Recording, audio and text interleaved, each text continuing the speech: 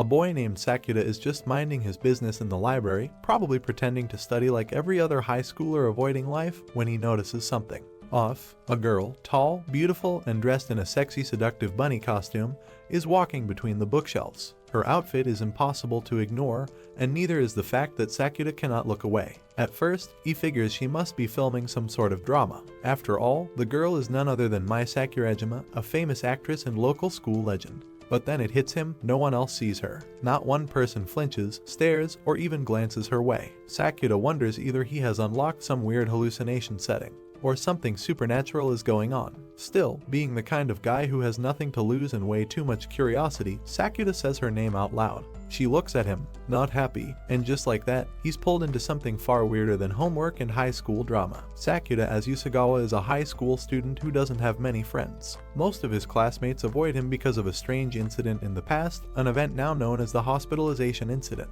People believe that Sakuda was responsible for sending 3 students to the hospital, even though the full story is unclear. Because of this rumor, he keeps a low profile and stays out of trouble. One day, something unusual happens. Sakuda spots a girl walking through the library in a bunny girl outfit. She moves around the shelves, but no one else seems to notice her. Surprisingly, Sakuda appears to be the only one who's able to see her. He quickly realizes that the girl is Mai Sakurajima, a well-known actress and also his senior at school. Sakuda calls out her name. Mai stops and looks at him, but instead of being pleased, she appears serious and distant.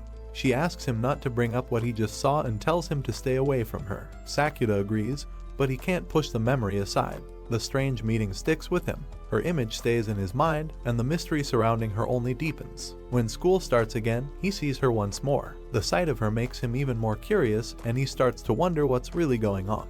Later, he brings up her name in front of his friend Kunami. Sakuda just wants to learn more about her, but Kunami misunderstands and thinks Sakuda has a crush on her. To him, Mai and Sakuda are from completely different worlds. He thinks there's no chance for someone like Sakuda to ever get close to her. But Sakuda explains that he isn't in love with her. He simply finds it strange that someone so famous is always alone and ignored at school. Hoping to understand her better, Sakuda asks some older students in his club about Mai. He finds out that Mai took a break from acting after finishing junior high. She didn't start at their school from the beginning either, she transferred in later. By the time she joined, everyone had already formed their friend groups. Because of that, she had trouble fitting in. For 2 whole years, she went almost completely unnoticed, like she wasn't even there. This reminds Sakuda of his own situation, and he starts to feel a quiet connection to her. Even though many students live dull, ordinary lives, they still dislike anything that might disturb their routine. Change feels risky, and they prefer to stay the same. After school, Sakuda runs into Mai again, this time at the train station. There, he notices a young boy secretly trying to take pictures of her. Sakuda steps in right away and stops the boy before things get worse. Mai is thankful for his help and shows her appreciation. She brings up something she once saw in the news, a story about Sakuda. It said he was violent and had badly hurt 3 male classmates. However, Mai does not believe that version of the story. She thinks that if Sakuda had really been in the wrong, the school or the police would have punished him. Sakuda agrees with her. He knows the truth but also knows that others still look at him as if he is dangerous. Even now, many of his classmates avoid him. He is used to being ignored and doesn't try to explain himself anymore. Changing how others see him feels like a waste of energy. After their conversation, Sakuda begins to feel something different for Mai. He starts to care and wants to understand her more. Curiosity drives him to ask why she was wearing a bunny outfit in the library. Mai explains that she started acting at a very young age. At just 6 years old, she was chosen to play the lead in a popular morning drama. Her fame quickly grew, and for a while, she felt excited and proud. But over time, that excitement faded. The pressure started to grow heavier. No matter where she went, people would recognize her right away. One day, Mai wished to live in a world where nobody knew her. She didn't expect it to come true, but something strange happened. She went to the aquarium by herself, and not a single person noticed her. Feeling confused but curious, she then visited a cafe. Even the server there did not hear her speak, no matter how clearly she talked. Fear slowly took over, and she hurried back home, shaken by what had just happened. Later, she decides to test what is going on. To be sure that people truly cannot see her, she wears a flashy bunny costume and walks into a public place. Still, no one reacts. No one even looks her way. Sakuda hears her story and starts to think that she might be experiencing something unusual. He suspects that Mai may be affected by something called Adolescence Syndrome. This strange condition is said to appear only during teenage years, and it can give people strange and unreal abilities. Some people with it have reported powers like reading thoughts or seeing future events. To explain further, Sakuda brings Mai to his house. There, he shows her several scars on his body. He cannot remember how they were caused, but the wounds are clearly real. Mai touches them gently, checking for herself, and confirms that they are not fake. Sakuda shares the reason why he strongly believes in Adolescence Syndrome. His younger sister, Keed, went through something similar. She was left out by her classmates just because she didn't reply to their messages quickly. What seemed like a small mistake turned into something much worse. Her classmates started ignoring her, and soon the bullying became cruel. Keed began getting awful messages, even threats on her phone. These threats made her afraid of other people, especially strangers. Even though no one laid a hand on her, strange injuries began to appear on her skin. Cuts and bruises showed up without any clear cause. It felt like her emotions had turned into real pain.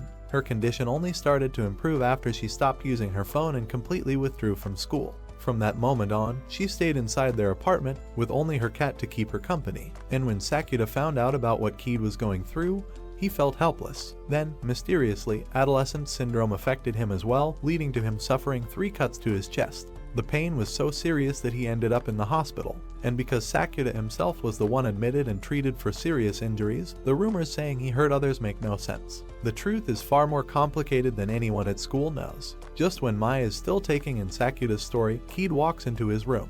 It's a rare moment, because Keed has not stepped outside or met anyone new in over 2 years. She is very shy and scared of strangers. She quietly greets Mai, then quickly leaves the room without another word. Sakuda explains that Keed's condition is closely linked to the internet. Her symptoms only appear when she is connected to the online world. By staying away from it, she can avoid the pain and strange injuries. Because she rarely watches television or follows the media, she doesn't recognize Mai at all. Sakuda sees that Mai and Keed share something in common. Both suffer in silence, and both have been ignored in different ways. He thinks that the best way to help Mai is to encourage her to return to acting. If she steps back into the spotlight, people will notice her again. He believes that she still loves her work and hopes she will find her place once more. However, Mai does not take his words kindly. She becomes upset. To her, it feels like Sakuda is pretending to understand when he really doesn't. His suggestion comes off as careless and out of touch with her true feelings. After that conversation, Mai stops coming to school. Days go by, and Sakuda hears nothing from her. Feeling uneasy, he looks up her name online. What he finds leaves him shocked and full of regret. There are many hurtful stories and rumors about Mai. Reading them, he realizes that her time in the entertainment world was not full of joy, it was filled with pain and pressure. He feels guilty for pushing her towards something that caused her so much suffering. For the next 2 weeks, Sakuda gets no sign or news of her. Worried about what might be happening, he decides to talk to Rio, a friend of his who leads the science club. Rio knows a lot about strange theories, including ones about how the world works. She brings up an idea from quantum mechanics that says something only exists when it is being observed. This theory might be the key to understanding Mai's strange condition.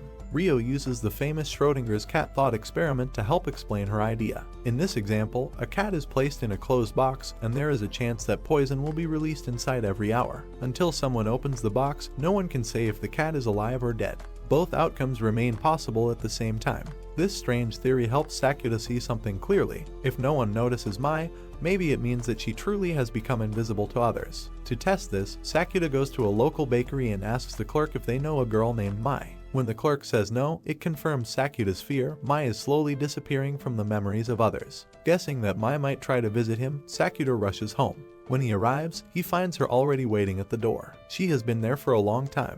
Mai tells him that fewer and fewer people have been able to see her over the past 2 weeks. She even struggles to buy food because shopkeepers don't notice her. Sakuda gives her some bread that he just bought. He then takes her to a supermarket to learn more about what's happening. There, he notices something strange. People ignore the items Mai picks up. It's like the things she touches no longer exist for anyone else. Sakuda wonders what might happen if he touches her. He reaches out his hand, and Mai guesses that he just wants to hold her hand. Sakuda doesn't deny it. He smiles and stretches out his hand, not wanting to miss the chance to connect with her. Even though they hold hands, people around them still notice Sakuda. He remains visible. On the way back, Sakuda opens up to Mai. He feels sorry for not understanding her earlier. He knows now that she had a hard past. When she was only 13, her mother made her pose in swimsuits for photo shoots. That caused a serious fight between them. It became too much for Mai, and she decided to walk away from show business. Mai is surprised to learn that Sakura knows about the swimsuit photo incident. That part of her past brings back painful emotions. Every time she remembers it, anger rises inside her. To her, it felt like she was nothing more than a way for her mother to make money. She didn't feel respected or cared for. Even after knowing this, Sakura continues to believe that Mai should return to acting.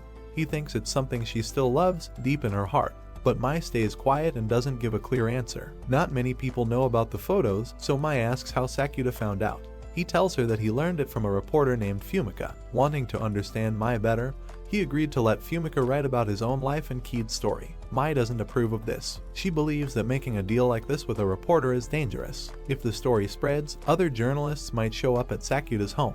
That would be terrible for Kid, who is still healing and could be hurt all over again by the attention. To protect Sakura and Kid, Mai decides to make a big choice. She gives the reporter permission to write about her return to show business instead. This way, Fumika will stop reporting on Sakura and his sister. Sakura feels guilty, but Mai doesn't blame him. In fact, she appreciates his efforts. She admits that she really does enjoy acting. Hiding her true thoughts for so long has only made her condition worse. The more she pushes her feelings down, the more invisible she becomes. Mai knows things will get busy once she returns to acting, so she wants to spend some peaceful time with Sakura first. She invites him to go to Kamakura with her over the weekend. Sakura is excited and looks forward to their day together. However, when he heads out to meet her, something unexpected happens. He sees a little girl who has lost her way. Wanting to help, he tries to assist her in finding her mother. But before he can explain, a girl named Tomo sees the situation and jumps to the wrong conclusion. She accuses Sakura of being a pervert. Sakura explains to Tomo that he was only trying to help the lost child. His calm and honest words somehow help clear up the misunderstanding. Tomo quickly realizes her mistake and feels guilty for accusing him. Wanting to make things right, she asks Sakura to punish her in the same way she had treated him. However, their strange behavior catches the attention of a police officer passing by. Finding them suspicious, the officer stops them and they are taken to the police station for questioning. Time passes slowly and Sakura becomes anxious. When he is finally released, he hurries straight to the train station where Mai is waiting. More than an hour has passed since their planned meeting time. Even so, Mai is still standing quietly at the station, waiting for him without showing any frustration. Sakura arrives and explains what happened. She listens with understanding and forgives him without hesitation. Since the original plan is delayed, Mai decides to take him somewhere else, and as they walk together, she turns the conversation to something more personal. She asks why Sakura cares so much about her. Sakura opens up and tells her about a time when he was deeply struggling because of Adolescence Syndrome. At that time, someone helped him. Her name was Shoko, and she was 2 years older than him. When everything felt dark and hopeless, Shoko gave him comfort and showed him a way forward. Her kindness gave him strength. Later, he enrolled at the same high school where Shoko once studied. But strangely, her name didn't appear anywhere on the student list. She had disappeared without a trace. Mai listens to this story and feels that Sakura must have strong feelings for Shoko, but Sakura gently explains that Shoko is someone he used to like, a person who helped him during a hard time, and someone he now sees as part of his past. Their walk brings them to a quiet beach where Sakura meets Mai's mother for the first time. Mai has brought him there with a purpose. She wants to explain to her mother why she chose a different agent instead of her. She hopes this conversation will help them understand each other better. However, something unexpected happens. Another strange moment caused by Adolescence Syndrome occurs. Right in front of them, her mother forgets who Mai is. No matter what Sakura says, or how clearly he explains the situation, Mai's mother does not recognize her own daughter. Sakura finds this situation unbelievable. It feels too strange to be real. But the truth becomes clear, everyone except Sakura has now forgotten about Mai. Even with this heavy burden, Sakura refuses to give up. He takes Mai's hand and tells her that they will keep searching for someone who still remembers. They travel from one town to another, stopping at different train stations. No one recognizes her. When Sakura tries to talk to his friend Kunimi to arrange some leave from school, he is shocked to learn that Kunimi still remembers Mai. This brings a little hope. Curious and confused, Sakura quickly calls Ryo for help. Ryo listens and suggests they go back to school right away. She thinks that the answer to fixing Mai's condition might be found there. Because it's already very late, Sakura and Mai decide to stay the night at a hotel. In the quiet of the room, Mai brings up the idea of sharing a kiss. Sakura remains calm and asks if she means something deeper by it. Mai gently explains her feelings. She doesn't want anything more. She simply wants to show her thanks. In her heart, a kiss is the best way to express how grateful she is for everything Sakura has done, how he stood by her side and never left her, even when the world forgot who she was. Even though Mai does not realize it at first, Sakuda has fallen deeply in love with her. He finally speaks from the heart and promises that he will never forget her, no matter what happens. His words touch her deeply and bring quiet comfort. That night, they lie close to each other, and Sakuda stays awake, quietly watching Mai's peaceful sleeping face. He finds himself unable to sleep, afraid to miss even a moment with her. The next day, Sakuda and Mai return to school, but things continue to change. Ryo brings troubling news. Kunami no longer remembers Mai. This comes as a shock to Sakuda. Hoping it's not true for everyone, he finds Tomo in the hallway and asks if she remembers Mai. She, too, has forgotten. Now, with no one else remembering Mai, Sakuda starts to look like someone who is losing touch with reality. His classmates see him as strange or unstable. Ryo tries to explain what is happening. She thinks the power of Adolescence Syndrome is causing people to slowly forget Mai. She also believes that the memories disappear once people fall asleep, since their awareness shuts down during sleep. Only Ryo and Sakuda still remember Mai because they have stayed awake. Determined not to lose his memories of her, Sakuda begins fighting sleep. He takes pills to stay awake and spends his time writing every detail about Mai in his notebook. He tells himself that if he records everything, he can hold on to her. But the effort takes a heavy toll. After 3 days without sleep, he feels drained and weak. Mai sees how much he is suffering. She realizes he is pushing himself too far. Wanting to help, she decides to act. She visits Sakuda at home, pretending it's for exam tutoring. Then, without telling him, she mixes sleeping pills into his coffee. Before he fully drifts into sleep, she says goodbye. In her heart, she has already accepted loneliness. She has spent so long being invisible and forgotten that she tells herself it won't matter if Sakuda forgets her too. Eventually, the sleeping pills take effect, and Sakuda drifts into sleep. When he wakes up, he notices his diary lying on the table. Flipping through the pages, he finds something strange. Mai's name is no longer there. Her presence in his notes has completely vanished. He tries to convince himself that it's just his imagination. Maybe he wrote it wrong, or maybe he dreamed the whole thing. He shrugs it off and chooses not to think too much about it. Soon after, Ryo gives Sakuda a letter. She had forgotten about Mai 2 days earlier, but before that, she had written this letter just in case. She hoped that if anything strange happened, it might help him remember something important.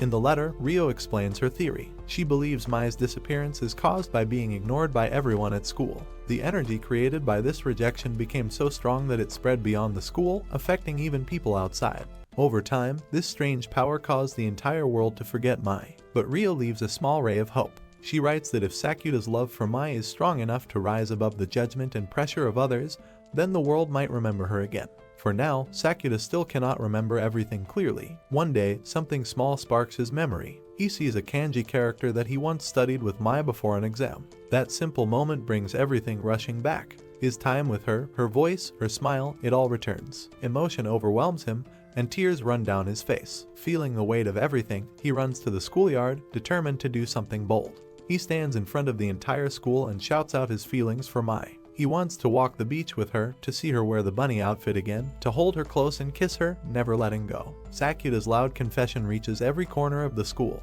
Students stop what they are doing and listen. Slowly, memories of Mai return to them. One by one, people begin to remember who she is. Her presence, once erased, comes back to life. Mai finds herself deeply moved. She is touched by how far Sakuda goes for her, but at the same time, she feels upset. She remembers that he once promised never to forget her, yet he did. Sakuda quickly apologizes with sincerity. Mai doesn't respond right away. Instead, she tells him to wait for 1 month before she gives him an answer. Sakuda, full of emotion, says he cannot wait that long. He promises to confess to her every single day for the next month. Hearing this makes Mai smile. She feels joy fill her heart and takes the chance to tell everyone that Sakuda is not a violent person. With this declaration and Sakuda's love, her adolescence syndrome finally fades away. She is no longer invisible. His words bring her back to the world. Ryo watches everything and smiles. She calls Sakuda a rascal. In the past, he never cared much about clearing up the rumors around him.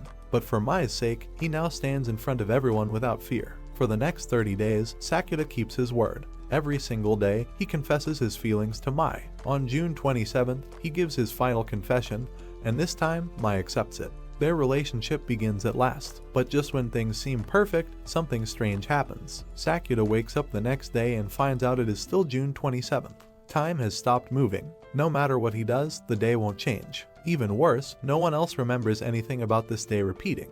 Only Sakuda knows. Frustrated and confused, he turns to Ryo again, hoping she can help him find out what is going on.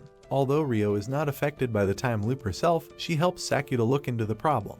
After thinking it over, she shares her theory. She believes that Sakuta is stuck on June 27th because someone nearby is afraid of what might happen on June 28th. That fear may have triggered Adolescence Syndrome again, bending time to avoid moving forward. If Sakuta wants to escape the loop, he needs to find the person who is holding everything back. Sakuta starts paying attention to the people around him. He looks for anything that seems unusual. Over the 3 repeated days, he notices that only one person's behavior changes, Tomo. Her reactions and choices are never the same each time. After confirming that Tomo is also trapped in the loop, Sakuta takes time to explain Adolescence Syndrome to her. He wants her to understand that something emotional might be causing the day to repeat.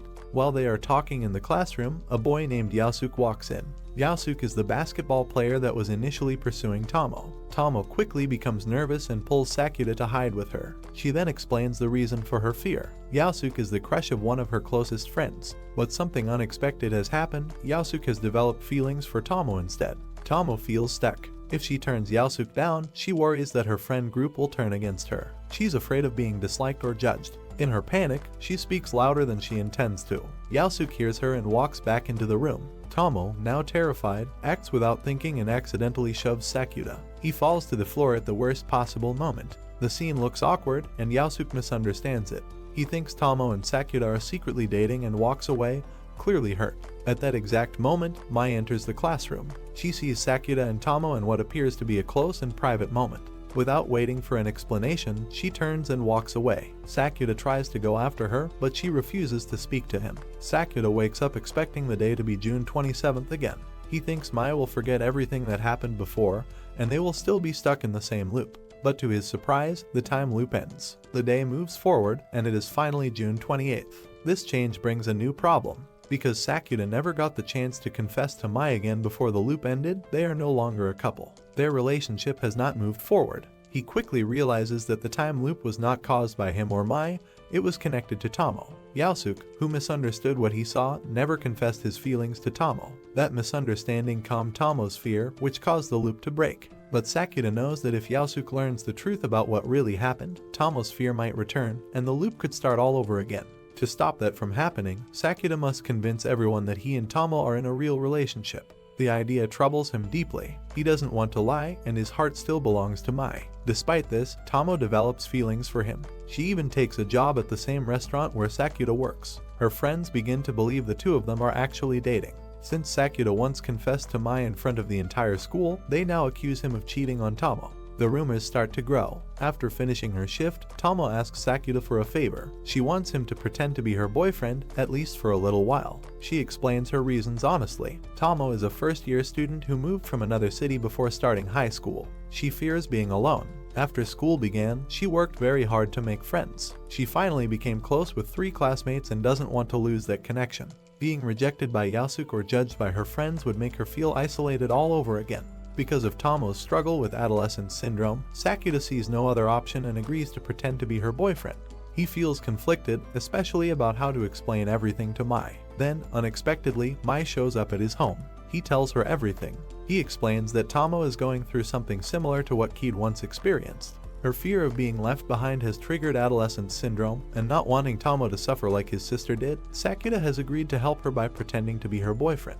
Mai listens closely and understands his reason. Her trust in him doesn't vanish completely, but she still feels hurt. She gives him permission to continue the fake relationship if it helps Tomo. However, she doesn't forgive him right away. She wants him to show that he really cares, not just with words, but with his actions too. Sakuta wants to spend more time with Mai to make things right, but her schedule is full. She is busy with filming and cannot be around often. Before leaving, she gives Kid a thoughtful gift, a new set of clothes. Her hope is that Kid might gain confidence and feel ready to go outside someday. Kid looks happy when she sees the gift. A quiet connection starts to form between her and Mai. Their bond begins to grow, and it brings comfort to both of them in different ways. Later, Sakuta meets Kunimi and talks to him about Yasuke. They want to understand what kind of person he really is. Yasuke seems popular, and many students admire him because of his basketball skills. But behind his friendly smile, he often talks badly about his girlfriend. He complains that she won't be physically close with him and blames her for problems in their relationship. This changes the way Sakuta sees everything.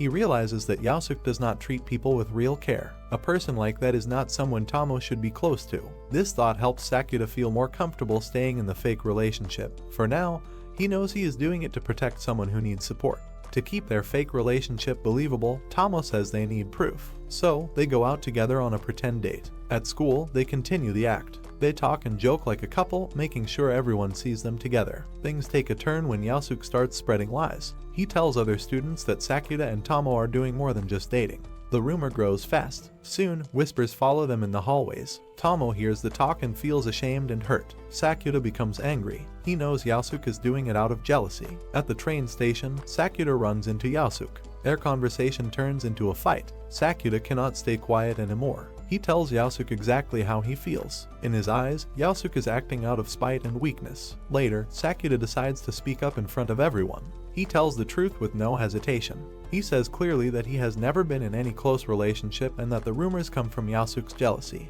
His honest words and calm voice begin to change how people see the situation. One of the friends of Tomo listens carefully. She starts to see who Yasuke really is. After that, she steps away from him, realizing he is not someone she should trust. The truth spreads, and people stop judging Tomo unfairly. Over time, Tomo begins to see Sakuta in a new light. Being with him makes her feel safe. She starts to feel something more, but she also knows what Sakuta truly feels. His heart is with Mai. Tomo understands that, so she chooses to stay by his side, not as a girlfriend, but as a friend. 1 week later, Mai finishes her filming schedule and comes to visit Sakuta. She knows he doesn't enjoy studying, so she decides to surprise him. To cheer him up, she wears the same bunny girl outfit that first brought them together. It's her way of making him smile again. Sakuta feels happy to see her, and his heart fills with warmth. But things are still complicated. He is still pretending to be in a relationship with Tomo, and that keeps a wall between him and Mai. Even though she loves him, Mai chooses to keep her distance. She holds back, waiting until he sorts out everything.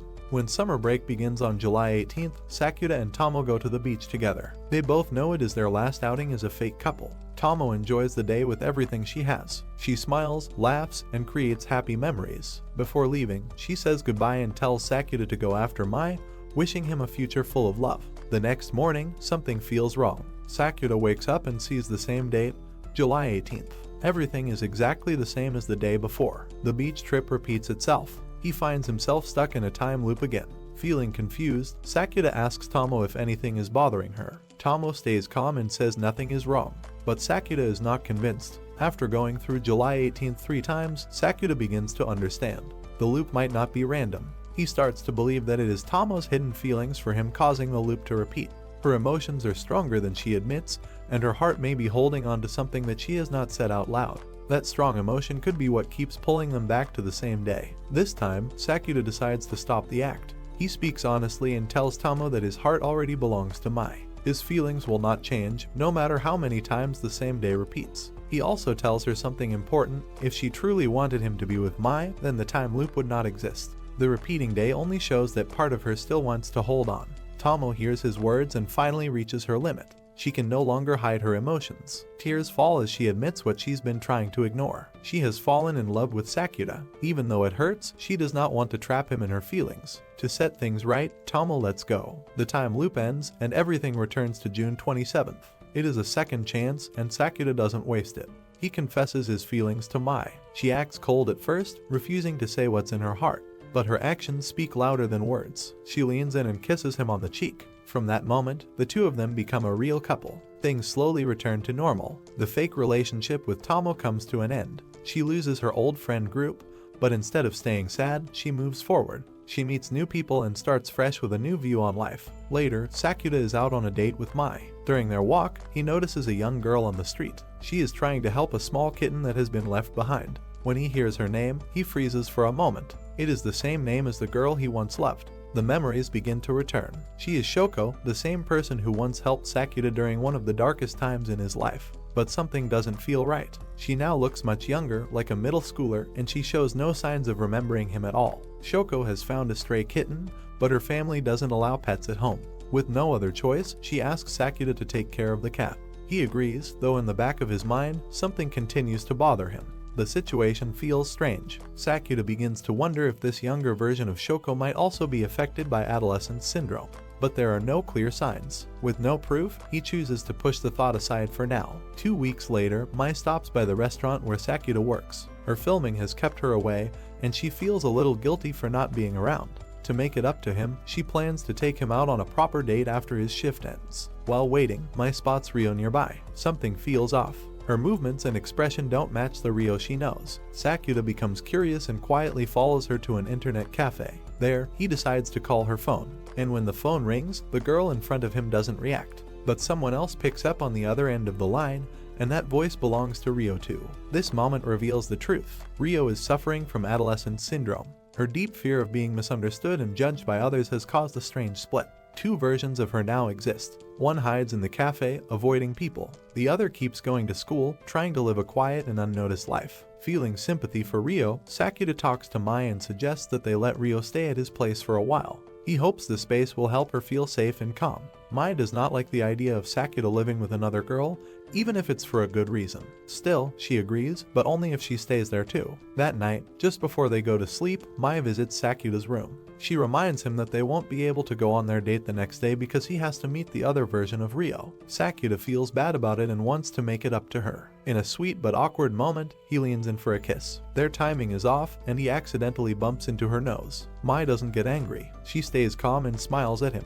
Their kiss doesn't work out, but she tells him they can keep practicing. She wants the moment to be right one day. The next day, Sakuta heads to school to observe the second version of Rio. This Rio looks calm and spends most of her time watching Kunimi play basketball. She seems interested in him, so Sakuta becomes curious. He asks her why she likes Kunimi. She opens up and tells him about something that happened in the past. One day, she went to a store but gave up on buying anything because the crowd was too much. The line was long, and she felt overwhelmed. Just then, Kunimi appeared and offered her a loaf of bread. He was kind and gentle. That simple act stayed in her heart. From that moment, she began to like him without even realizing it. Sakuta listens and begins to understand. Both versions of Rio are real. Each one is dealing with different emotions and fears. But even now, he does not know how to bring them back together. Just before he leaves school, Kunimi's girlfriend approaches him. She shares something surprising. Rio has been posting revealing photos online. Sakuta doesn't know what to think at first. Feeling concerned, he returns home to talk to Rio about what he has heard.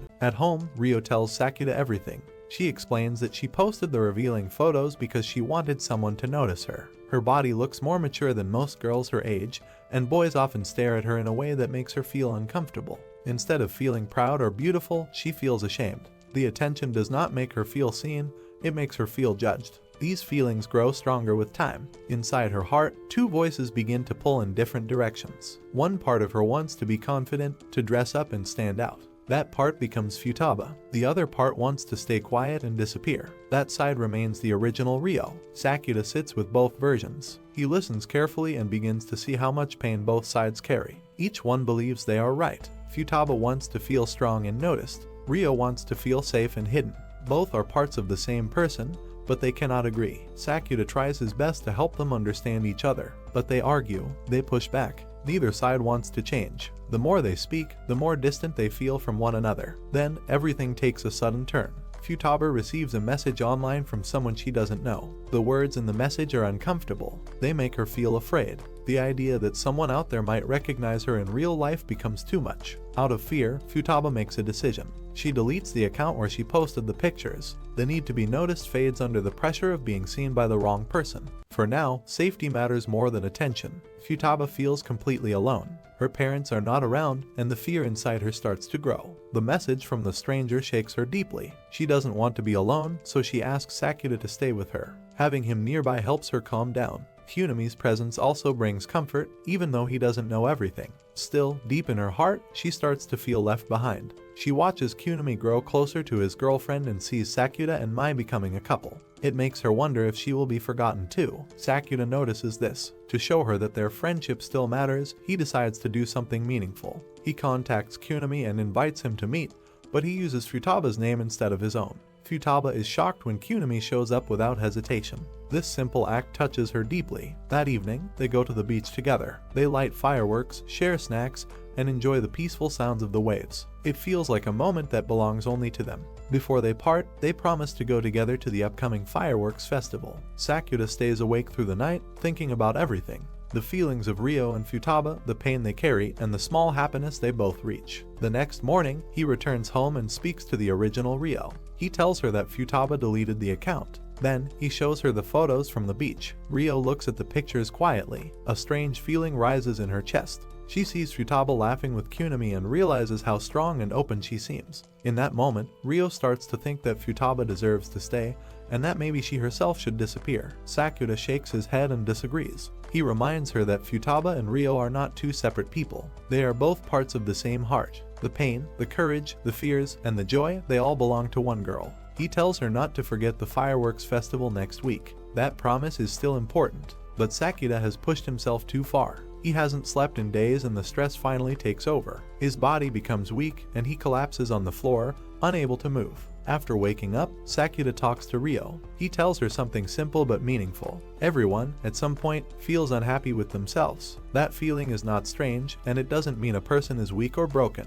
It is part of being human. These words reach Rio in a way nothing else has. She sits with the thought for a while, and something inside her begins to shift. She no longer wants to run from her emotions. Instead, she wants to face them. She decides that she wants to attend the fireworks festival after all. She tells Futaba about her choice. The moment Rio accepts her feelings without shame, something amazing happens. The divide inside her heart begins to fade. The two versions of her, Futaba, who wants to be seen, and Rio, who wants to hide, come back together. They are no longer two people. They become one again. On the day of the festival, Rio walks forward with quiet strength. The sky is wide and glowing, and the sounds of summer are all around her. She gathers her courage and speaks to Kunimi. Her heart holds no expectations. She already knows that he may not feel the same way. Still, she wants to say what is in her heart. For her, it is enough to be honest. That small act becomes her first step toward becoming whole again. Weeks go by, and Sakuta starts feeling down. The time apart from Mai starts to wear him down. He misses her presence, her voice, and the small moments they used to share.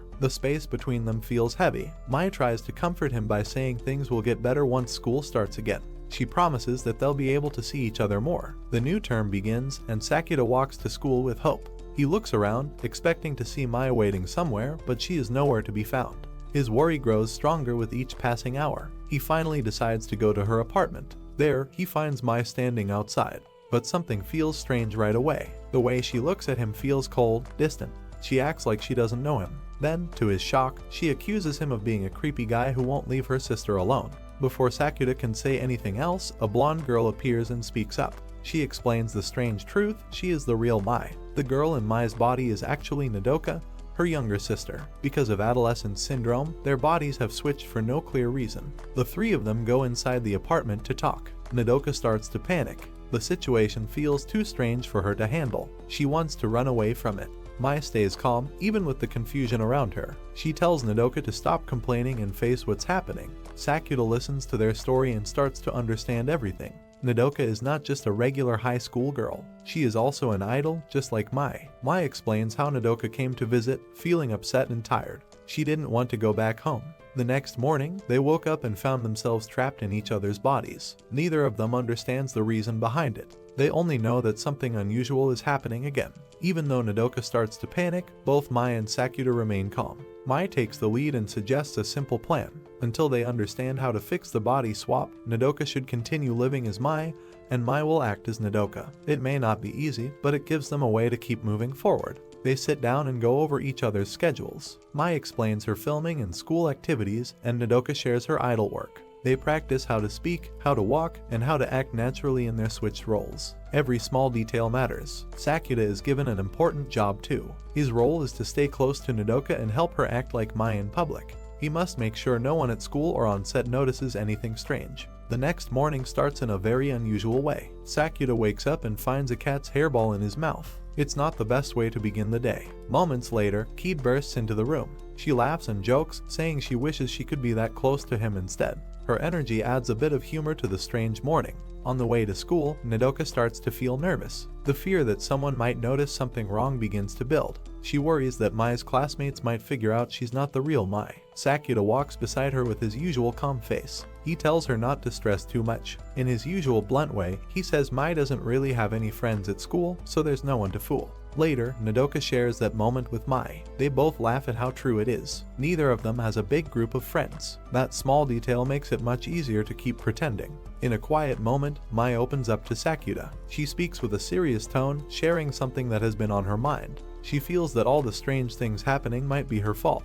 Her thoughts go back to the beginning of her career. She was pushed into fame by her mother, not because of her own dreams, but because her mother wanted to outshine her ex-husband and his new family. Nodoka's story follows the same path. Her mother also placed her into the idol world, not to support her happiness, but to compete with Mai. Both girls were pulled into a silent fight between adults. Instead of being treated like daughters, they were treated like tools. Later, Sakuda starts thinking about Nodoka's life more carefully. He worries that she might not be ready for the pressures of being an idol. Things like riding crowded trains, going to events, and being watched all the time might be too much. But Nodoka proves otherwise. She stays calm and explains that she's already used to those things. Her life has never been soft or easy. She handles it without needing help. Nodoka continues to follow Mai's instructions carefully. She works hard to copy her sister's way of speaking and moving.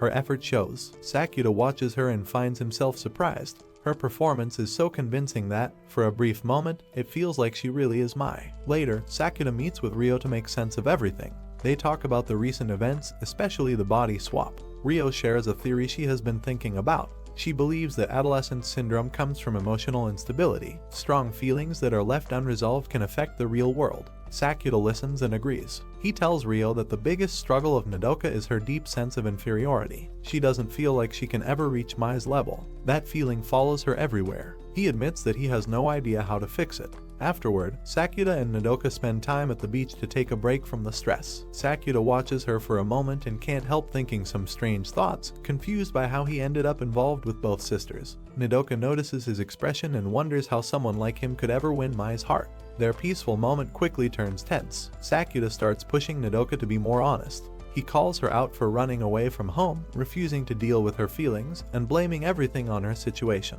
Nodoka tries to defend herself, but Sakuda cuts her off. He tells her that Mai already knows how she truly feels. Nodoka finds it difficult to talk to Mai, but she finally gathers her courage and opens up. She tells Mai that she hates her, not because of who Mai is, but because she has always been compared to her. Every time Nodoka achieves something, it feels like it's never enough. Her mother always points to Mai as the one to beat. Nodoka also admits something else. During Mai's break from the spotlight, Nodoka's own career began to grow. She finally felt she had a chance. But now that Mai is back, Nodoka is frustrated. Mai returns and immediately succeeds, while Nodoka still struggles for roles and attention. Mai listens quietly, then shares her own feelings. She says she also resents Nodoka, but not for being her sister. Her frustration comes from their father. He made mistakes, had children with different women, and never took responsibility. Their family was built on comparison and silent competition. After everything settles down a bit, Mai begins staying over at Sakuda's place. Keed watches all of this unfold with suspicion,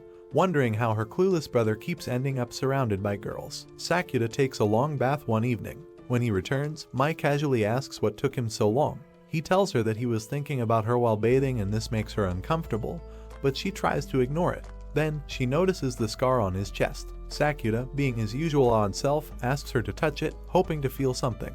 But Mai quickly refuses. She doesn't want to do anything inappropriate, especially not when stuck in her sister's body. For weeks, Mai and Nodoka continue living each other's lives. They handle schedules, interviews, and stage performances, doing their best to keep things looking normal. Both sisters work hard, trying to respect each other's paths. The next day, Nodoka starts preparing for a photo shoot. Dressed as Mai, she takes practice selfies, trying her best to look confident. Later, Mai visits Sakuda and vents about their mother. She calls out how controlling and overbearing the mom of Nodoka has become. Sakuda shares how Nodoka has been doing lately, but Mai says she doesn't need updates. She believes Nodoka is strong enough to handle it all. Days pass, and Sakuda walks past a film set. There, he sees Nodoka performing in Mai's role. She gives it her all, trying to act with everything she has. But the pressure gets to her. Panic begins to build inside her, and she collapses on set from the stress. Sakuda watches the entire scene unfold, unable to stop it. Later, he goes to Mai and explains what happened. He tells her that Nodoka struggled to handle the pressure and couldn't match Mai's ability. It wasn't about effort, it was about how overwhelming the expectations had become. At school, Kunimi notices that Sakuda seems down. Sakuda asks what it's like to have an older sibling who always outshines you. Kunimi doesn't have an answer, so he calls his girlfriend, Kamisato, who does have an older sister. Sakuda asks her the same thing. She doesn't hold back. She says that having a brilliant older sister and constantly being compared feels like being stuck in a miserable situation where there's no escape and definitely no comfort. It hurts all the time, even if you pretend it doesn't. Later, seeing that the health and emotions of her younger sister might be at risk, Mai grows more concerned. She wants to be sure her sister is not alone, and to help, she hands Sakuta the keys to her apartment and asks him to visit Nodoka and make sure she's doing well. Before he leaves, she gives him one warning: he must never open the traditional Japanese-style cabinets inside her apartment. Sakuta does his best to lift the spirit of Nodoka. He speaks with kindness and tells her something she needs to hear. Mai believes in her. Mai trusts that Nodoka has real talent and is confident that she can impress the director with her effort. Nodoka doesn't expect these words. The thought that her older sister has that much faith in her brings a warm feeling to her chest. For the first time in a long while, she feels seen. Filming starts again, and Nodoka throws herself into the work. She focuses completely and gives it everything she has. The director notices. He praises her determination and strength. For a moment, she feels proud, but the road ahead is not easy. With each scene, she begins to feel the gap between herself and Mai. The difference becomes clear. Mai's level feels far away, like a goal she can't reach yet. Even with those thoughts, Nodoka refuses to stop. Her love for the stage and for performing keeps her moving forward. She tells herself that even if she is not perfect now, she will grow. She still wants to become a true idol, not just someone living in her sister's shadow. During the same time, Mai takes on one of Nodoka's jobs and performs at a concert. Her presence on stage is powerful. The audience is amazed by her voice and energy. Her performance stands out so much that she is chosen to sing the theme song solo. Nodoka's mother watches the concert and thinks it is her daughter performing. She finally smiles and says she is proud, unaware that it was actually Mai on the stage. Nodoka watches from the side. She sees the applause, the lights, and her mother's reaction. All of it goes to Mai. Even though the praise is meant for her, she knows the truth. She did not earn it. That thought sinks deep into her heart. The sadness grows stronger. Seeing her sister shine so naturally makes her feel invisible. No matter how hard she tries, she still feels like the one in the background. The constant pressure to live up to someone else's image begins to crush her. In that moment, she starts to believe that she has no real value and that maybe no one will ever truly notice her for who she is. In a moment of despair, Nodoka considers ending her own life, but Sakuta steps in just in time. He reaches out to her, not with blame but with care. He reminds her that if she were gone, Mai would be heartbroken beyond repair. To help Nodoka understand how much she means, Sakuta brings her to Mai's apartment. He opens a small box and shows her what's inside. Dozens of letters sit neatly stacked. Each one was written by Nodoka during their younger years. Every page holds her words, her thoughts, and her feelings. Nodoka stares at them in silence. These letters are not thrown away or forgotten. They are carefully kept like treasures. In that moment, something changes inside her. She realizes that Mai has never disliked her. Those letters have always been a part of Mai's life, even through the hardest days. Soon, Mai returns home. Her voice is soft. She begins to speak about her early years in show business. The stress, the fear, and the pressure were more than she could handle. There were days she wanted to give up, but every time she received a letter from Nodoka, her strength came back. The words gave her hope and helped her keep moving. She thanks Nodoka, not just politely, but with true emotion. Even after hearing these words, Nodoka still feels pain. The kindness helps, but it doesn't erase the feelings completely. She watches Mai receive praise and attention again and again.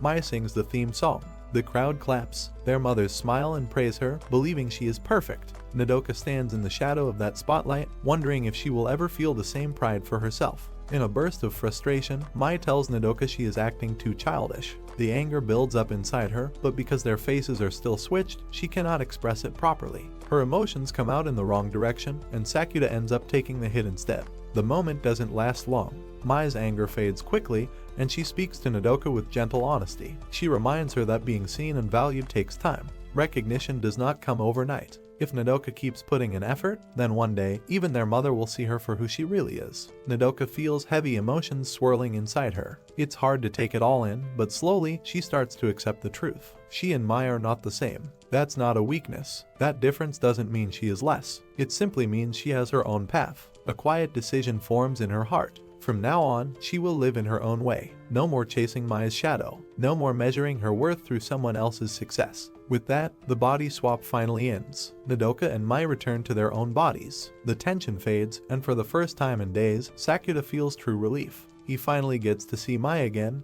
not just her voice, but her smile, her expression, her presence. Later, Nodoka chooses to move into Mai's apartment.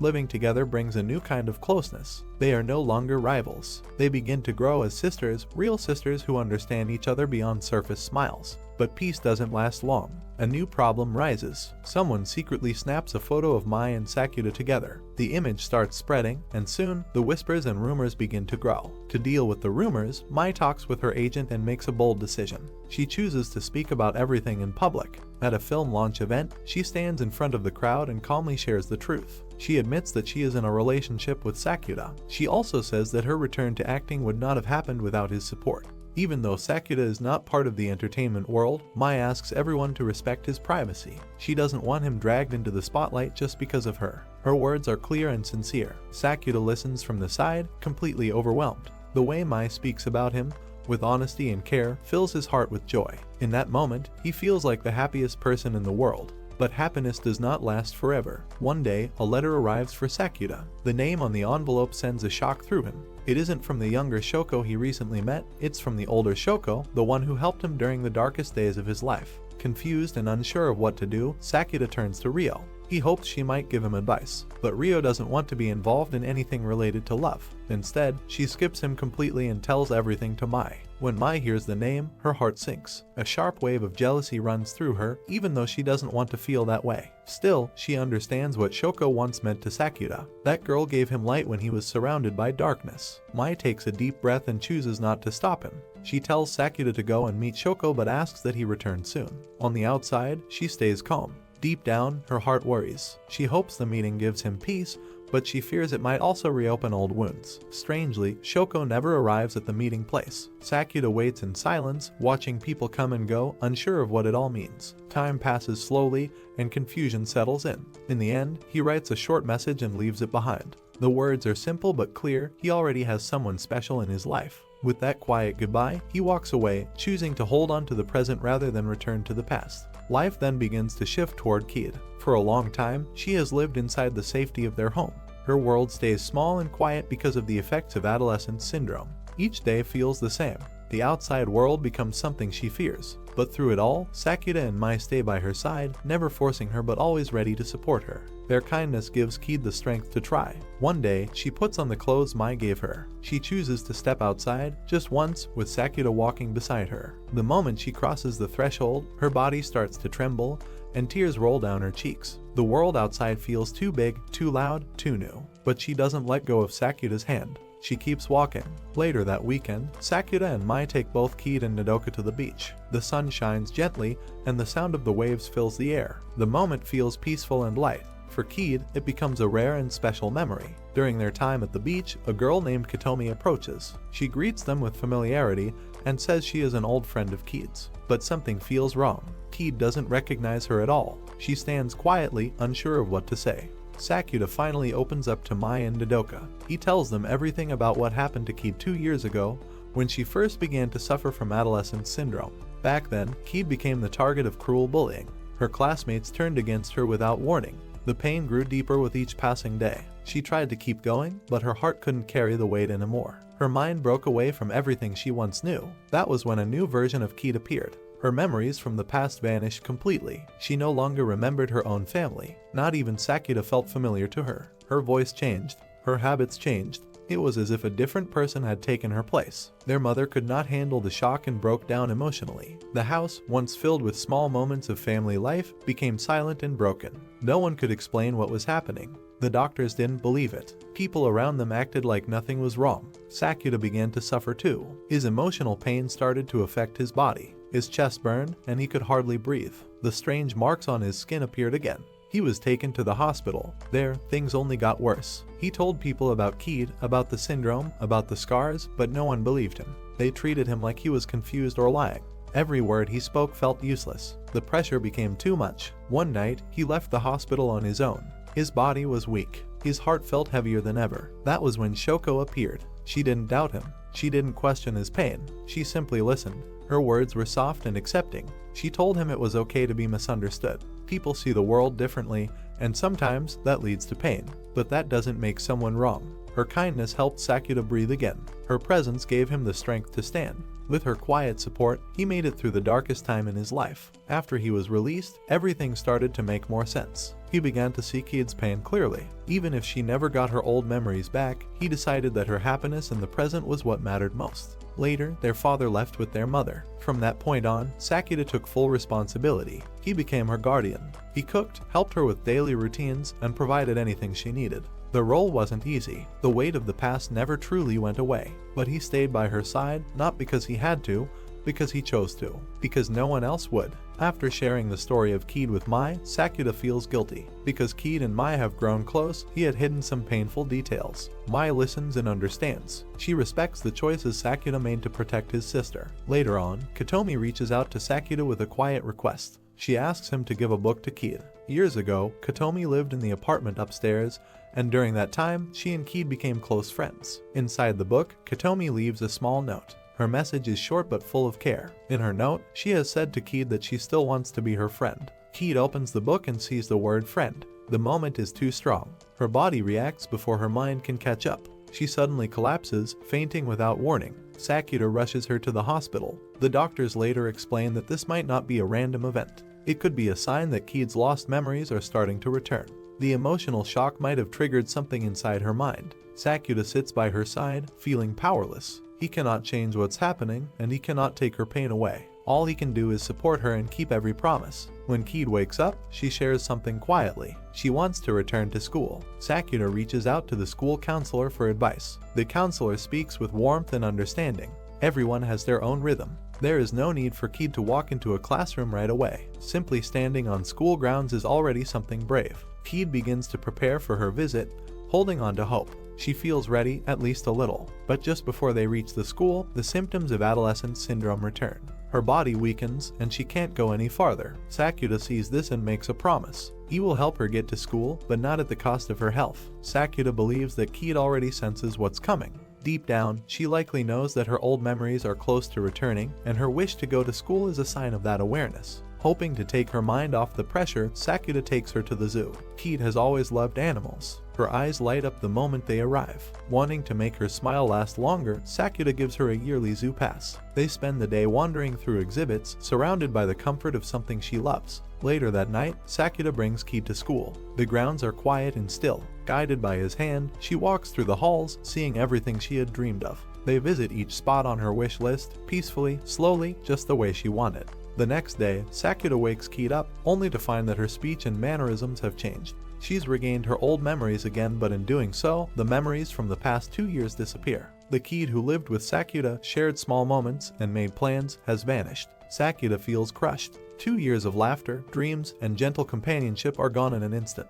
The pain becomes too much to carry, and symptoms of Adolescence Syndrome begin to appear in his own body. Out of nowhere, Shoko appears once again. She quietly brings Sakura home, offering support. She has read the diary of Keed and knows how much Keed loved Sakura. Sakura was her reason to change. He gave her courage. She wanted to be strong, not for herself, but because she didn't want to cause him pain. Being seen as his little sister made her feel happy and safe. Shoko stays by Sakura's side. Her words are gentle, and her presence is soft, like a quiet light in a dark room. Little by little, Sakura starts to feel steady again.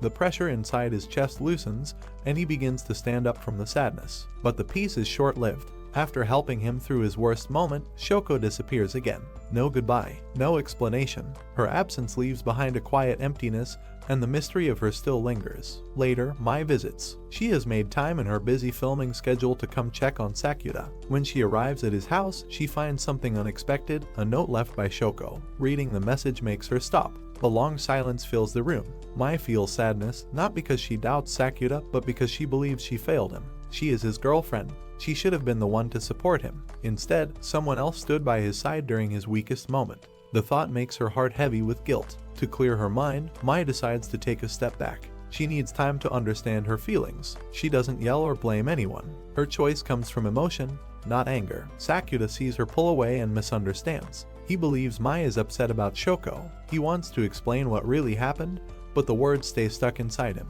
Nodoka quickly learns about the visit of Mai and becomes furious with Sakura. She reminds him that today is Mai's birthday. Even with a packed filming schedule, Mai still found time to visit him. She wasn't upset about Shoko. Her heart simply broke because she couldn't be the one to support him when he needed someone most. The truth hits Sakura hard. Determined to fix things, Sakura gets serious again.